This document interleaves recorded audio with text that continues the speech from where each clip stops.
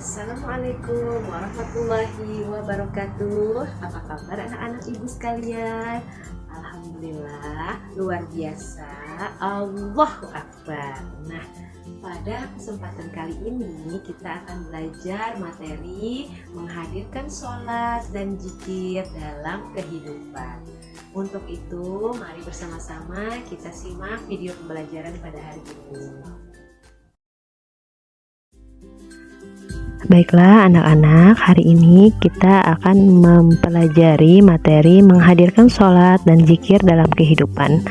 Pendidikan Agama Islam kelas 7 di SMP Negeri 3 Sungai Pinang bersama Ibu Sri Aryani. Nah, sebelum kita memulai pelajaran, mari kita bersama-sama berdoa agar ilmu yang kita dapat menjadi ilmu yang bermanfaat dan diridhoi oleh Allah Subhanahu wa taala. A'udzu billahi minasy syaithanir rajim.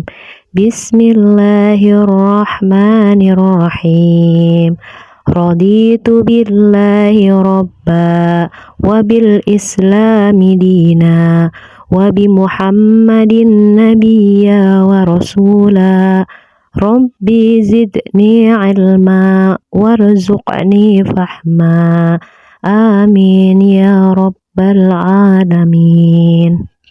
Nah anak-anak, sebelumnya ibu mau bertanya dulu nih kepada kalian, berapa kali kita sholat dalam sehari semalam? Ada yang tahu? Nah, lalu untuk apa kita berzikir setelah sholat? Wah, bagus sekali. Ternyata anak-anak ibu semuanya sudah pintar dalam menjawab pertanyaan ibu. Nah, adapun tujuan pembelajaran kita pada hari ini yaitu pertama, kalian dapat mengetahui makna sholat dan makna zikir dengan benar. Yang kedua, kalian dapat menjelaskan hubungan antara sholat dan zikir terhadap perbuatan keji dan mungkar dengan benar. Nah, apa sih makna sholat? Secara bahasa, sholat diartikan sebagai doa atau doa meminta kebaikan. Menurut istilah, sholat dipahami sebagai semua perkataan dan perbuatan yang dimulai dengan takbir atau takbiratul ihram dan diakhiri dengan salam. Nah anak-anak, ini adalah gerakan-gerakan dalam sholat. Yang pertama dengan berdiri tegak dan kita berniat. Kemudian yang kedua mengangkat tangan membaca takbiratul ihram. Ketiga, tangan bersedekap yaitu membaca doa iftitah dan surah Al-Fatihah. Selanjutnya itu adalah gambar ruku. Nah, setelah ruku dilanjutkan dengan i'tidal. Setelah i'tidal dilanjutkan lagi dengan sujud. Setelah kita sujud, lanjutkan lagi dengan duduk antara dua sujud. Lalu sujud lagi dan terakhir yaitu tahiyat akhir. Setelah tahiyat akhir, maka diakhiri lagi dengan salam, yaitu menoleh ke kanan dan menoleh ke kiri. Nah, untuk bacaan-bacaannya nanti akan kita pelajari pada pembelajaran modul 2 ya. Makna zikir. Nah, zikir menurut bahasa adalah ingat.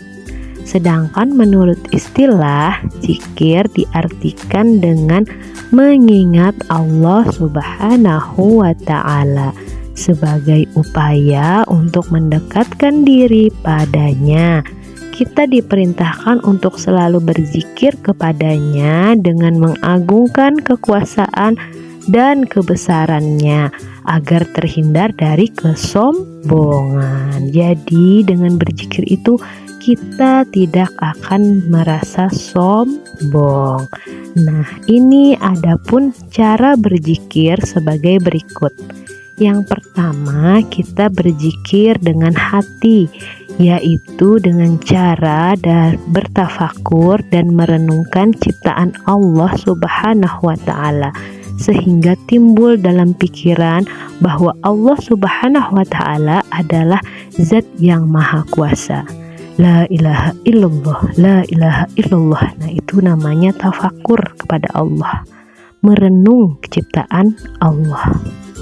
Yang kedua, zikir dengan ucapan, yaitu pengucapan lafal-lafal yang di dalamnya terdapat keagungan namanya atau nama Allah.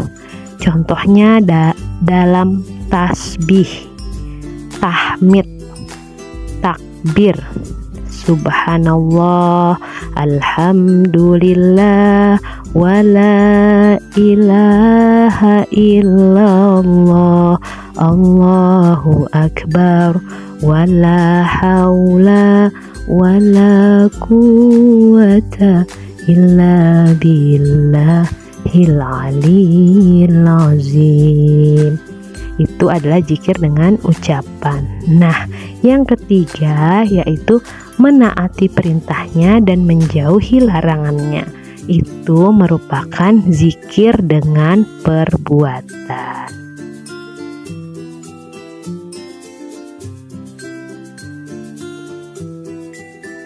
Nah, anak-anak, selanjutnya kita akan menghubungkan atau hubungan sholat dan zikir terhadap perbuatan keji dan munkar. Bagaimana sih hubungannya sholat dan zikir terhadap perbuatan keji dan munkar itu? Semua itu terdapat di dalam Quran Surah Al-Ankabut ayat 45 yang bunyinya, A'udzu billahi minasyaitonir rajim. Bismillahirrahmanirrahim. Utlu ma uhiya ilaika minal kitabi wa aqimis shalah. Inna sholata tanha 'anil fahsya'i wal munkar wala dzikrullahi akbar wallahu ya'lamu ma tasna'un. Artinya, bacalah apa yang telah diwahyukan kepadamu, yaitu Alkitab atau Al-Quran, dan dirikanlah sholat. Sesungguhnya sholat itu mencegah dari perbuatan-perbuatan keji dan mungkar, dan sesungguhnya mengingat Allah atau sholat adalah lebih besar keutamaannya dari ibadah-ibadah yang lain, dan Allah mengetahui apa yang kamu kerjakan. Quran Surah Al-Ankabut ayat 45. Nah, jadi dari ayat tersebut dapat disimpulkan bahwa sholat dapat mencegah seseorang melakukan perbuatan keji dan mungkar. Namun masih banyak yang kita temui orang-orang yang masih melakukan maksiat, padahal ia juga melaksanakan sholat dan zikir. Hal tersebut bisa terjadi tergantung sholat yang dilakukan. Bila rukun dan syaratnya serta bacaannya sempurna, maka keutamaan sholat dan zikir pun akan didapat. Nah, terima kasih anak-anak, materi kita tadi sudah Ibu sampaikan. Semoga pembelajaran ini menjadikan ilmu yang bermanfaat bagi kita semua. Selanjutnya, di sini Ibu memberikan tugas individu untuk kalian. Silahkan ditulis soalnya dan jawab dan kumpulkan kepada Ibu. Kemudian ada lagi tugas kelompok. Nah, dari presentasi atau PPT yang kalian simak, silahkan diskusi dengan teman kelompok dan presentasikan di depan kelas pertanyaan di bawah ini. Temukan makna sholat dan makna zikir dalam kehidupan. Yang kedua, bagaimana hubungan sholat dan zikir terhadap perbuatan keji dan mungkar? Silahkan kalian diskusikan bersama-sama dengan teman-teman kalian dan presentasikan di depan kelas. Nah, apakah kalian sudah memahami makna sholat dan makna zikir? Kemudian, apakah kalian sudah bisa memahami hubungan sholat dan zikir mencegah perbuatan tercela? Dan apakah ada kesulitan dalam memahami pembelajaran? Nah, Ibu akan memberikan kesimpulan dari pembelajaran kita hari ini. Sholat dan zikir bersatu untuk membentuk dasar agama Islam. Sholat dan zikir berperan dalam mencegah perbuatan keji dan mungkar. Dengan menjaga diri selalu mengingat kepada Allah Subhanahu wa Ta'ala, mentaati perintah Allah serta menjauhi larangannya dalam segala aspek kehidupan.